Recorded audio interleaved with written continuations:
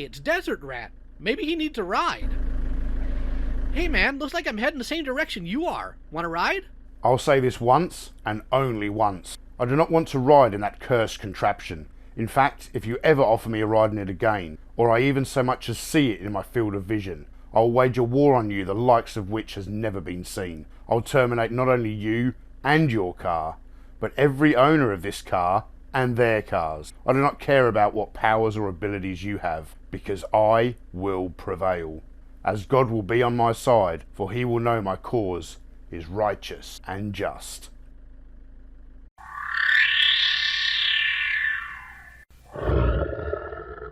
Hey everyone, and welcome back to another review. Today we're looking at the Bratz Angelz 20 Yearz Special Edition Cruiser car, and I really hate the way it's spelled. Made by MGA Entertainment Incorporated, this Bratz car is a trimmed-down reissue of the original car that was released in 2004 for the movie. The original having a working radio, this version is stripped down to have just lights. It's close to 1/12 scale for those who were wondering. Arrgh! The painting and sculpting on this is overall well done. I especially enjoy the vac metal highlights and functional cup holders. The metallic red paint throughout is a very nice touch, although there seems to be a bit of random black smudging in it that you can't remove. It also comes with stickers, but I have no use for them, as well as a pair of floor mats that look kinda nice. Well, it rolls, of course, but there's no real articulation here, so I'll just use this section for the moving parts.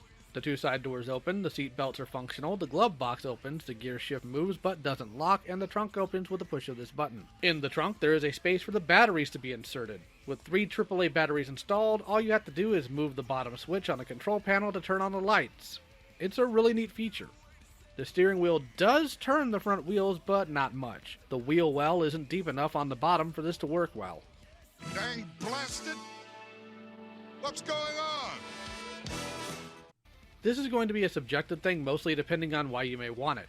Most people that are currently buying it are doing so out of protest towards HasLab's Engine of Vengeance crowdfunding campaign. We'll get into that in a minute. This vehicle in scale is somewhat close to 1/12, which is why most people are buying it. However, the seats are pushed back a bit too far for figures of that scale to properly reach the steering wheel. You could always just snip the pegs and glue the seat where you want it though. You'll by nature lose the functional seatbelt if you do that without heavy modding, just a heads up. However, if you're a 1/6 scale collector, it'll work even better. Shown here with the PlayArts Kai Catwoman from The Dark Knight Rises. In fact, looking at it now, it may in fact be closer to 1/6 scale. I really don't know.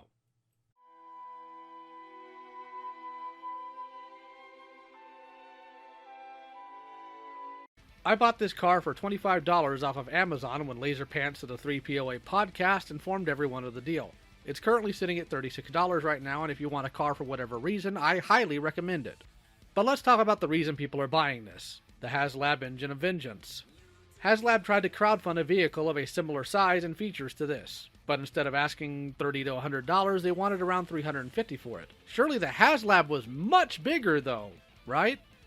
Well, no, it was only 1.5 inches longer than the Bratz car, and while it came with a roof, 4 extra tires, and a flame effect, and a figure, that doesn't inflate the price to that extreme. Let's base it on the original release for this Bratz car. It, according to this article, was $35. So let's hit that with the inflation calculator. That translates to $55 in today's market, but that's with a working radio. Well, let's take this at face value. What did HasLab offer that makes up the $300 difference? An extra set of tires, a engine plug-in, an action figure, and effect parts. The action figure is worth $30, so let's assume the tire and effect parts are $60 total. That would bring us to a grand total of $140. So we're still $210 short. Well, we gave it a try. Hey, HasLab team, what's the pitch here? No, and how you guys can basically justify the $350 price tag. Yeah, absolutely. When we created the last two HasLabs, the Sentinel and Galactus, all the expense was on the outside. It was building something up, right? This has the same amount of effort and work, it's just a car. And what that means is there's a lot of stuff that goes on in the inside. It has a bottom, it has a middle, it has a top, it has windows, it has mirrors, it has lots of little things all over it that plug in. Fantastic. That's why you're paid the big bucks, I'm sure. But let's move on to toy collecting's favorite snake to find the excuses. After all, he already came up with asinine excuses for Mattel's copyright striking of toy reviews, making up all sorts of excuses for why it's understandable. You know, Scott, you can play pretend that you're just explaining things, but when people are being threatened with deplatforming and you make comments like this, See, I don't want this to turn into commentary on the situation, because I know emotions are high. And I'm not trying to defend anyone. Toy companies, fan sites, IP owners. I just want to explain the logic. I don't want this to turn into a discussion of, morality and good versus evil. It's part of the full development cycle of product and licensing product from an IP owner is that this type of clause is standard, because the toy companies should be defending its product. And that's why the big guns have to come out. They're sort of contractually obligated to squash any issues as fast as humanly possible. So when I say common sense, and I get some of the reaction to this, but the company doesn't want to bring out its big gun against fan sites. So if you have a product is not supposed to be out, if you want to avoid the big gun, which they don't want to bring out, it may be best just to hold off on reviewing that product until it's shipping, and not jump on, a news story that accidentally fell in your lap, I guess you could say. All right, I hope this explained the issue and did so without commentary or getting myself in trouble with anyone who might think that, I don't know, I'm trying to explain away evil business practices, which are not always evil, but, logical. You made it clear who you side with. Not that you ever hit it, mind you. A year ago, you did 3 videos attacking retro blasting, and when he did a video talking about how much of a failure you are, you two had a debate. That's in quotations because the moderators let you weasel out of the concept of what is or is not fact. For the audience, though, let me define what a fact is.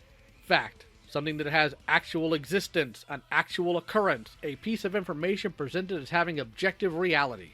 A fact is representative of provable reality. It leans into another concept called burden of proof. Let me demonstrate it. If I say Scott punches puppies and makes his kids watch, the only reason people would believe me is if I have evidence to my claim. Not just words, and not just, I totally saw it, guys, trust me.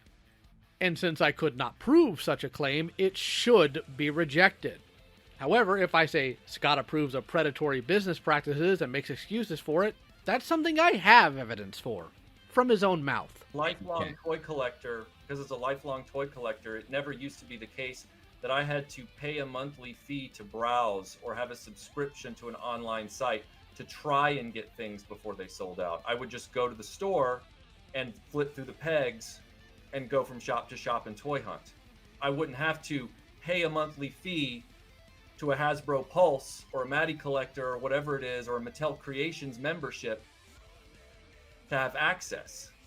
That right there is predatory. In my opinion. In his opinion, it's a great thing. My opinion, it's predatory.